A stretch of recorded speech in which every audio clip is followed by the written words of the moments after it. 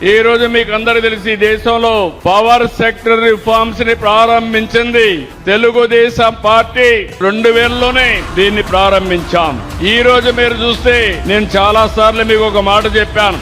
రాబోయే రోజుల్లో కరెంటు ఛార్జీలు పెంచనని ఎన్నికల సమయంలో చెప్పాను. చెప్పిన మాట నిలబెట్టుకుంటున్నానా లేదా మీరు ఒకసారి ఆలోచన చేయాల్సిన అవసరం ఉంది.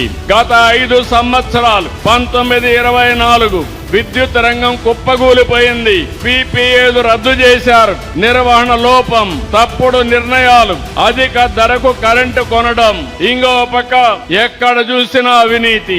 ఇలాంటి అనాలోచిత నిర్ణయాల వల్ల కరెంటు వాడుకోకుండా ఉచితంగా సోలార్ వల్ల కరెంటు వస్తే దాన్ని వాడుకోకుండా క్యాపిటల్ కాస్ట్ మీద 9,000 కోట్ల రూపాయలు చెల్లించే పరిస్థితికి వచ్చారు. ప్రజా ధనాన్ని దుర్వినియోగం చేశారు.